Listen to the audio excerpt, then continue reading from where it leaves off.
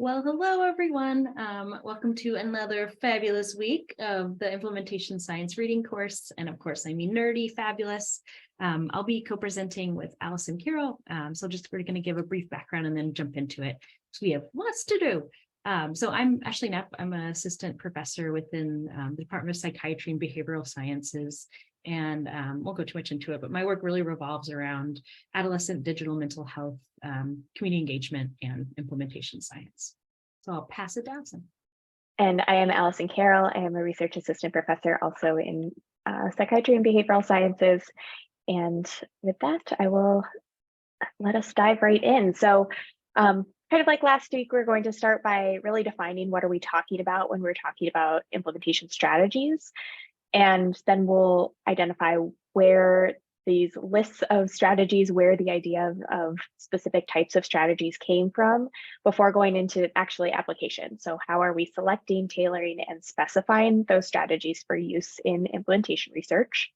We are going to share 1.5 examples from our own work into how to do this, especially in a community engaged way. And then we will go into our discussion groups. So before even getting into definition, we really wanted to highlight here, like strategies is really what's at the base of implementation research. This is the definition from the NIH that implementation research is the scientific study of the use of strategies. So we're using strategies all the time in our regular research. It's just that now we're making decisions about those strategies, and the difference is we're doing it here intentionally, and then we're measuring what we're doing. So you can see along that arrow, you can kind of liken that to the process that you do in your effectiveness research studies, where you're going to select and tailor the intervention that you're going to use. You're going to then pilot and test that intervention. Then you're going to understand more about the mechanisms. And then ultimately you want to get to some comparison where you're looking to see if it's even superior to other evidence-based treatments. So that's essentially the process we're doing here, except replace implementation strategy for intervention. So what are strategies?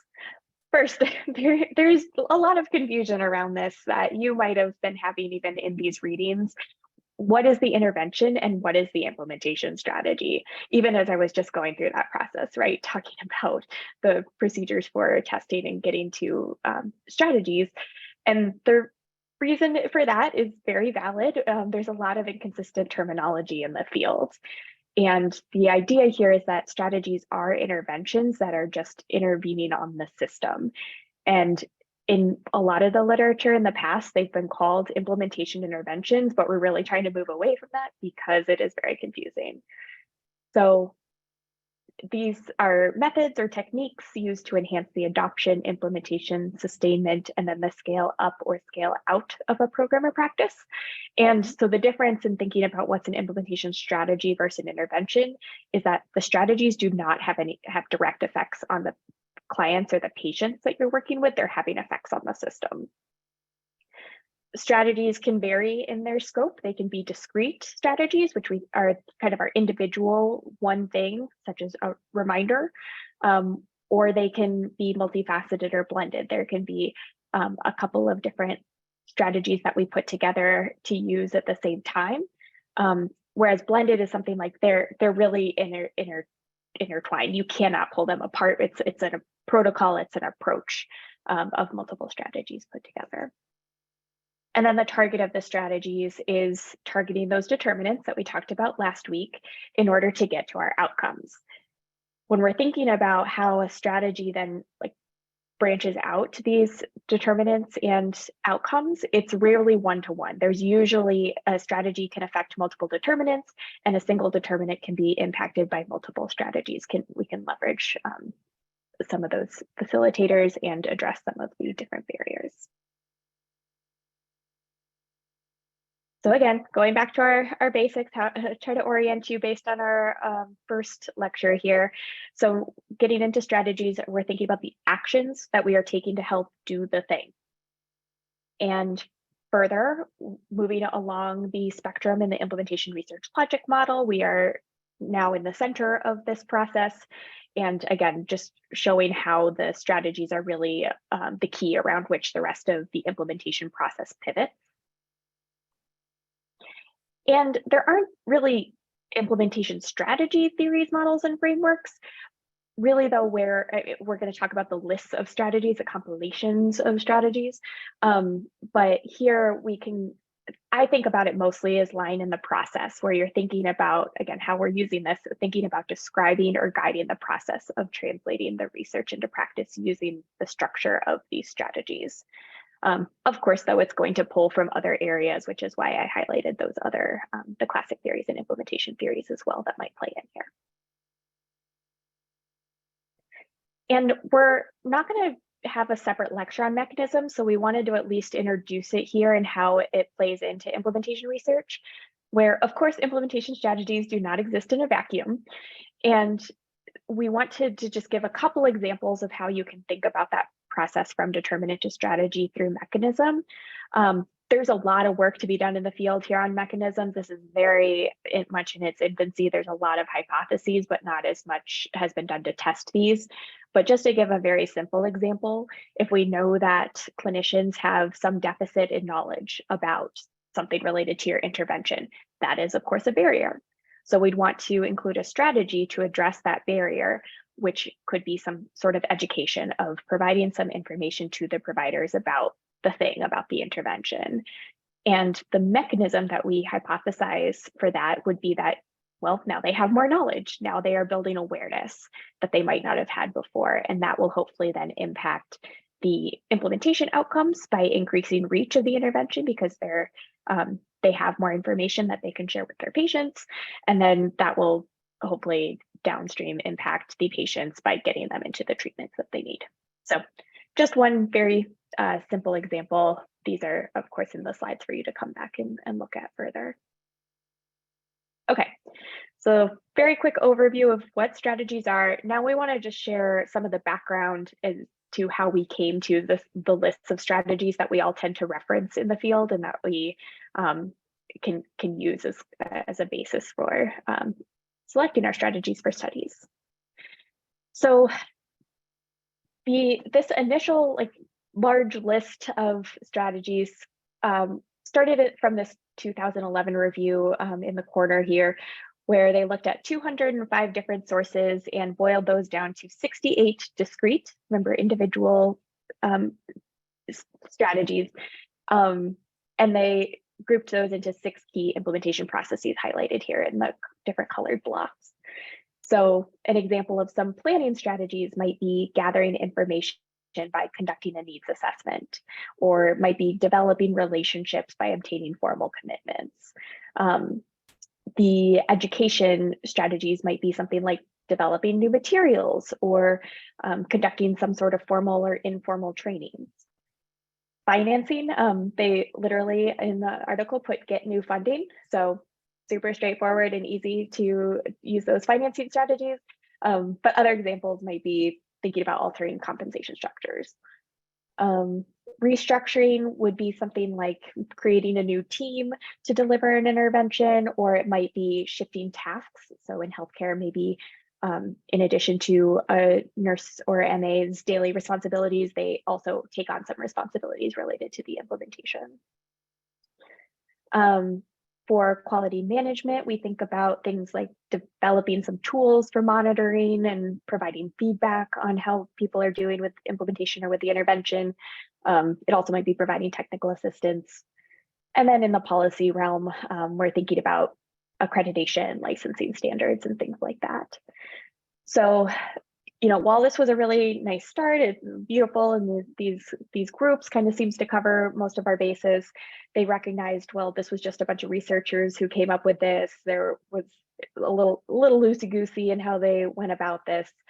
So then the next step is that they tried to take this a step further to recruit a much more diverse panel of stakeholders with expertise in implementation science and clinical practice to engage them in a Delphi process, which just means an iterative process of sending information out and getting it back, integrating it, sending it back out, getting it back, and integrating it.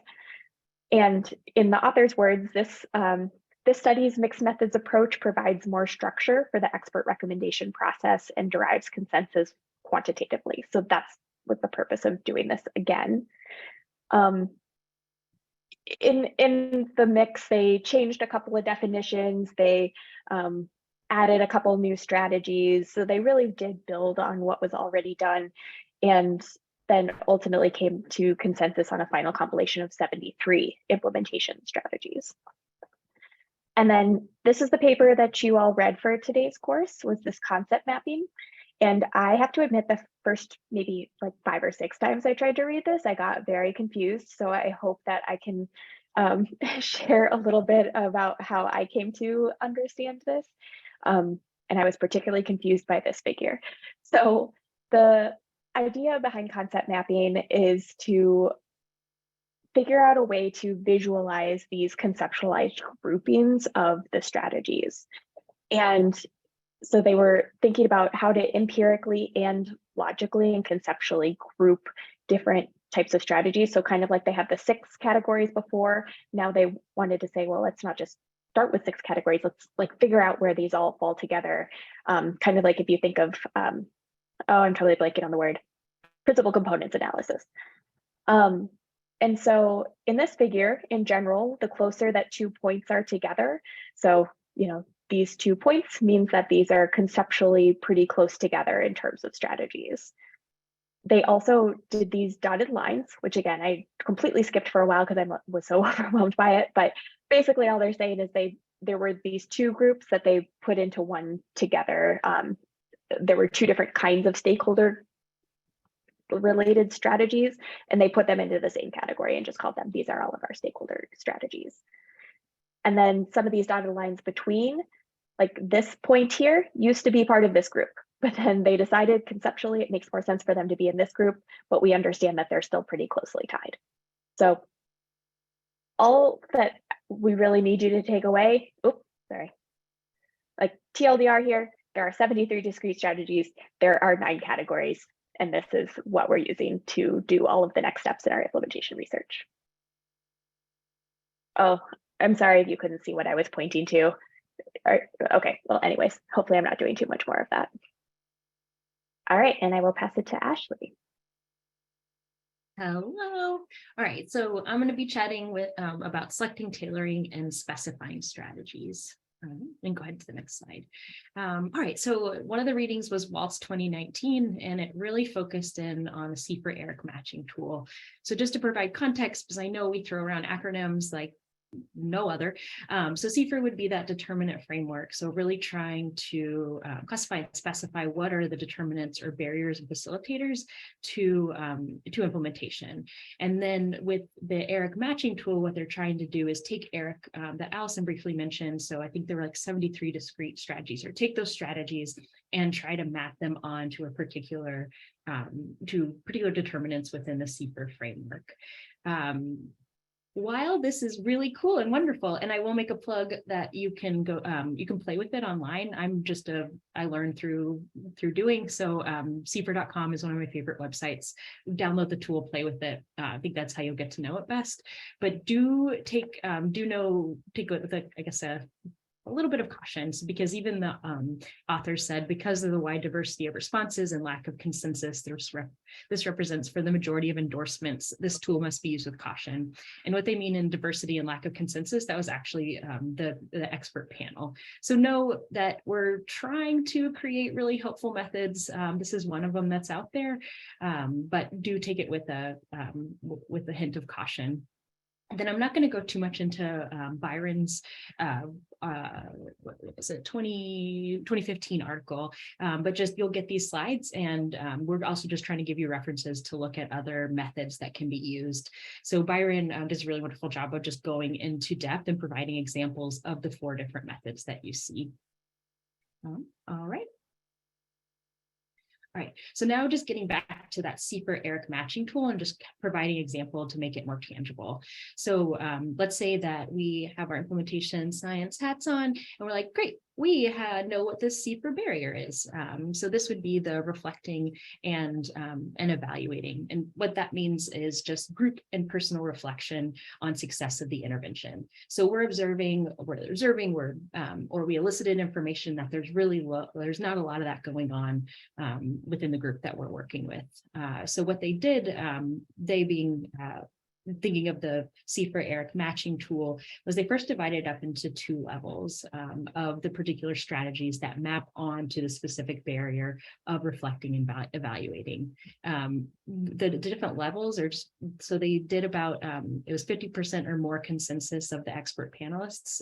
That's if they had 50% or more consensus, that's how they got into level 1. Level 2 was about, was 20 to 49%. So no, that's how that was divided up. So when we're thinking about our CFR, our barrier reflecting and evaluating, or low reflecting and evaluating, what the CFR tool or the C4-ERIC tool would pop out is, hey, these are the level 1 recommendations in order to map onto that particular determinant. Develop and implement tools for quality monitoring, and audit and provide feedback. And again, I would really just go onto CFR.org and play with that tool. I think you'll learn more about it by just looking into that.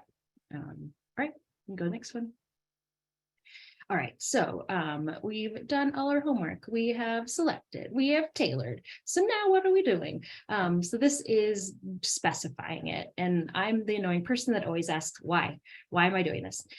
So what is really, okay, I was going to say cool. What's nerdy cool about specifying different strategies is this really gets at the meat of the strategies, so that then we're able in the future trials to really carry it out with such details. And I'm going to give an example that's actually tied to the example that Allison and I will walk through. So we're going to show you a method that we modified that worked really close with community partners to understand the determinants and the strategies that mapped onto it for increased adherence to the clinical practice guidelines for pediatric hypertension. A lot of words all meshed together, but just know that that's the context for the example that I'm giving. So through the process, and again, we'll go into this in the next couple of slides, we found out one of the biggest strategies to map onto one of the main determinants was training. So name it, that would be training. And then define and specify. Even when I look at this, I think these are synonyms. Why?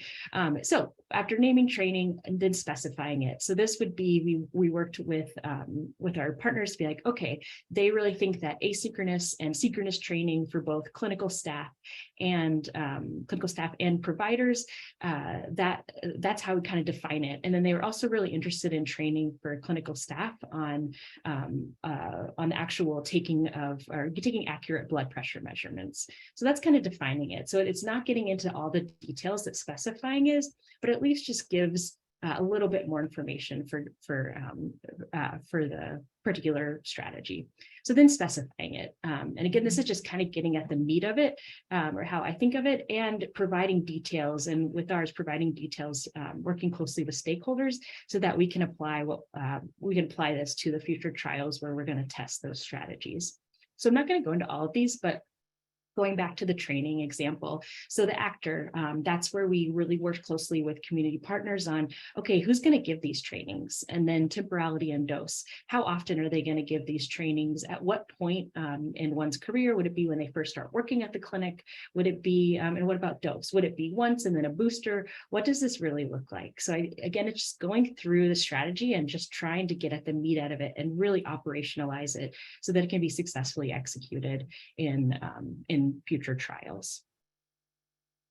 We can go on. Yeah, so, and you can go on one more.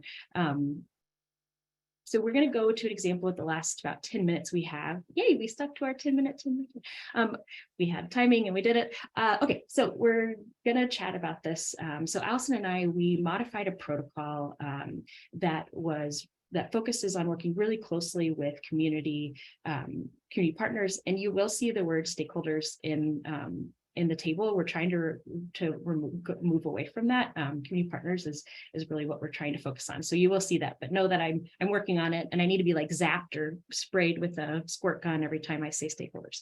All right, our example. So working with clinical providers, about 6 pediatric clinicians and also their clinical staff. We worked really close with them in this adapted method to figure out what are those determinants, what are those strategies that map onto to the determinants. And how we modified this particular method was we included co-design sessions. So this is, I think, really, and I'll go into it in the next slide, really nicely complements the interviews that we did, and either confirmed determinants and strategies or added new ones. It's kind of a different, it seems like the different part of their brain was activated, in my opinion, non-scientific opinion. Yeah, and then the other way that we modified the method was including the implementation research logic model that you guys have heard about. So this was so helpful in taking all the information that we learned from our community partners and putting it into a model. But then what was also really helpful was, and it gets quite messy and you'll see, but it really helps take the particular determinants and the particular strategies and map them on and show, okay, this strategy is related to this particular barrier and this particular facilitator. So we'll go into that, but it was really helpful and we recommend using it kind of to put everything together. Okay. All right, so this is just an overview, and we have a paper on this, so happy to send it out. But basically what we did was the bulk of I would say the bulk of community contact or working with our partners was in that first stage of trying to gather barriers and facilitators. And actually, this was our first time doing it. What came out was they were able to really come up with strategies as well. So this involved interviews, it involved a user-centered design workshop, which I'll go into. And then Allison will talk through, all right, we have these different determinants. Let's get some matrices and identify what are some of the common threads and contrasts within stakeholder levels. And then as Allison mentioned, Delphi process, it was really iterative. So then we confirmed our findings with our community partners and prioritized those, and then operationalized strategies that lined up to those determinants. So Allison will go through these. All right, so co-design, okay, I guess not co-design, design workshops, always fun because you get to draw like a toddler, and I was asking adult providers to draw for me. It was really great. They actually got into it, as you can see, the stick figureness. But tangents aside, why I really like this, yeah, I love design workshops too. Sorry. Boo-boo. Okay, well, take a step back. What we asked them was to walk through their workflows with 3 different touch points. So the measurement of vitals, what does that look like? Patient provider encounter, what does that look like? Visit, end of summary visit and treatment planning. So we had them draw this out and really note what are some of the barriers to particular phases of this. What are some of the things that are already there that help? So thinking of facilitators, and then they even came up with strategies, which was pretty cool within this too. So just one example was I want also to get to the meat of the other stuff, or the other wonderful things, not stuff, is. Oh, you can't see that. You can't see what I'm circling. So in the middle of the diagram, you can see this little kid, or it's supposed to be a little kid sitting in a chair. And yeah, perfect. Thank you, Austin. As you can see, their legs didn't touch. So that was one thing they talked about was, hey, it's hard to get accurate readings if their legs aren't touching the ground. And so they're like, well, you put a stool, and that's why it's different colors. Another example that they gave was their office was on the 2nd level of a building. So kids would run up the stairs and then take their vitals. And so they'd be panting and breathing heavily, and that would really mess with assessments. So what I liked about this is it either confirmed what we learned with the interviews of those barriers and facilitators, but then it was really neat to kind of hear in real time also what strategies they suggested to either overcome those barriers or really optimize those facilitators that are already existing. Yeah, and I think that's it. All right, so then based on the information that we got from those first couple of sessions, we identified what the barriers were and what the strategies were, and we built these matrices. So just to start by showing, some of the barriers we identified was poor adherence to the guidelines. There was trouble with blood pressure measurements. So then the providers didn't trust those measurements like Ashley was just talking about. There were some, there wasn't enough equipment around.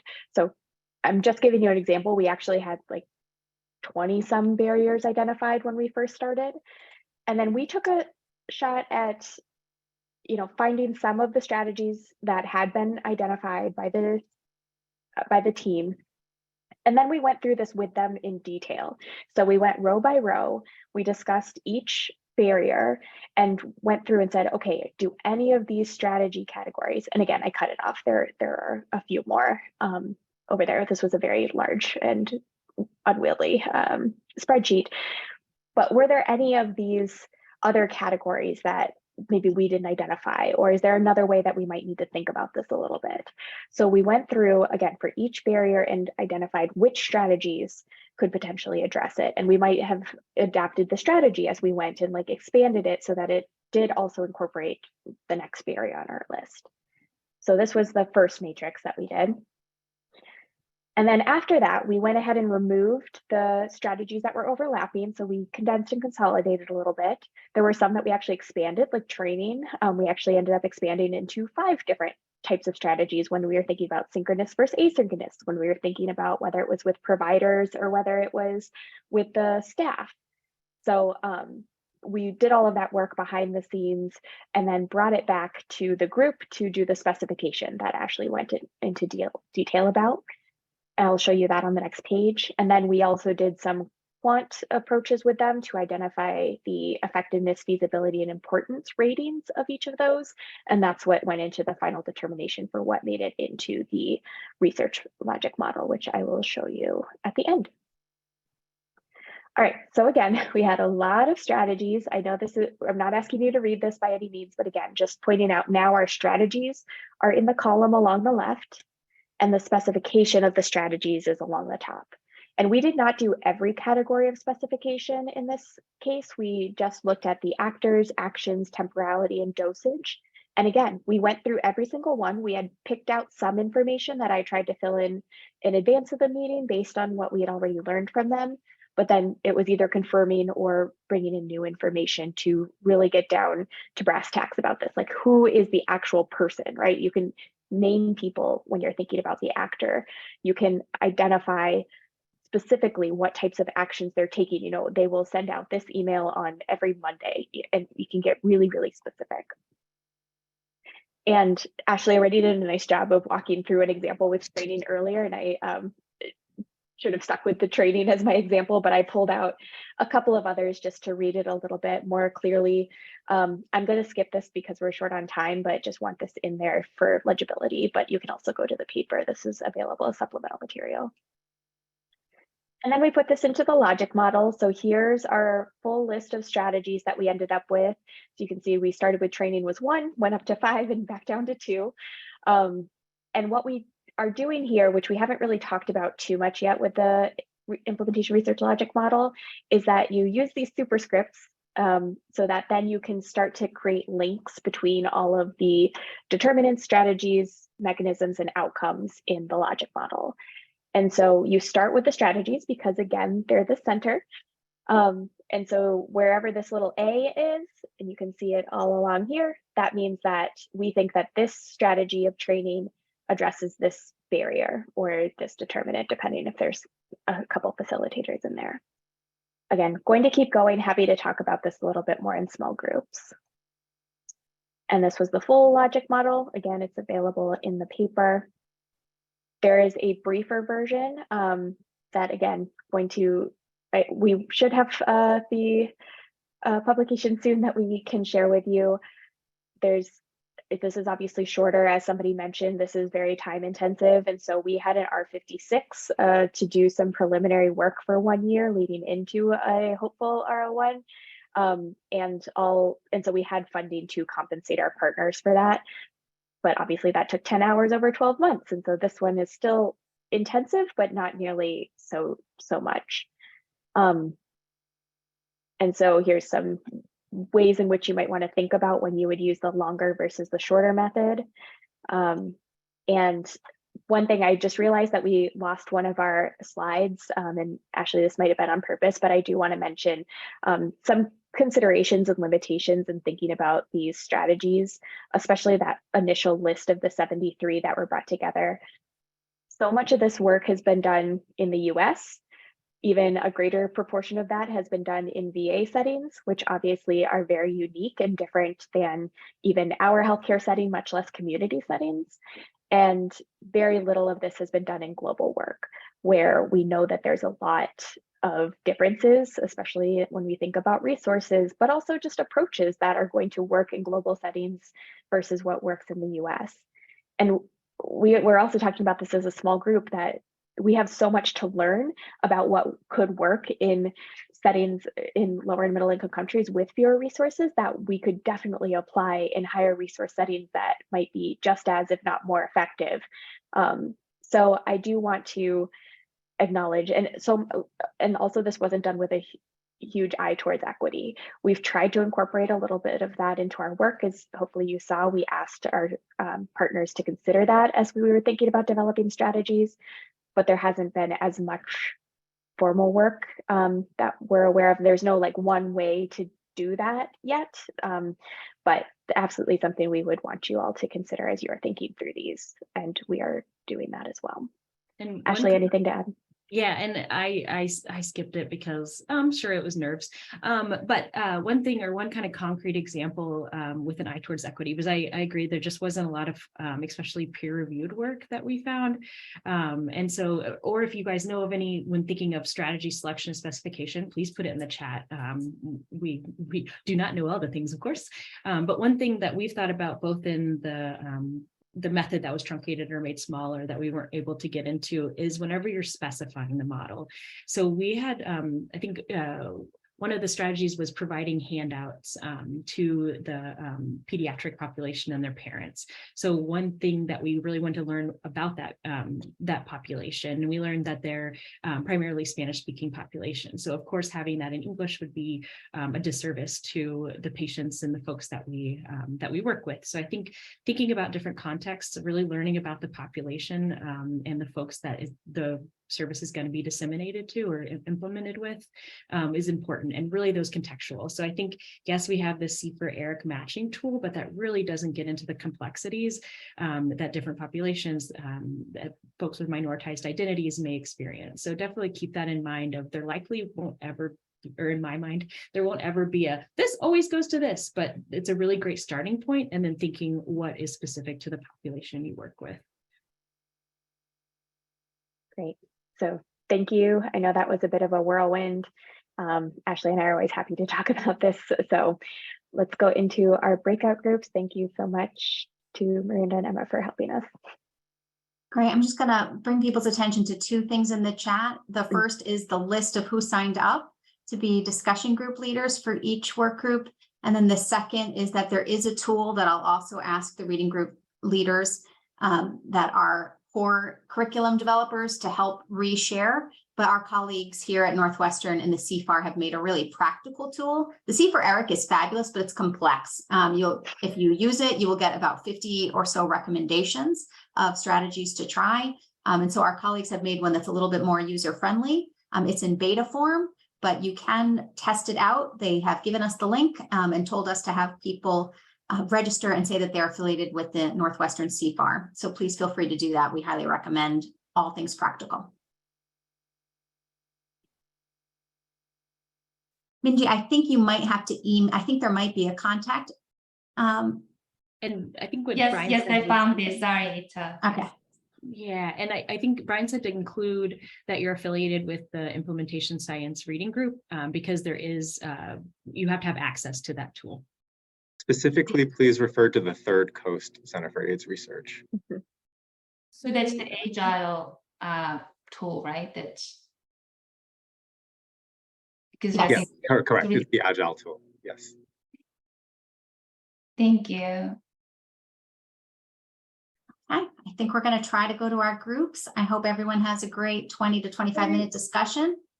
And yes. Okay, so it's okay. And we will see you back here in 2 weeks.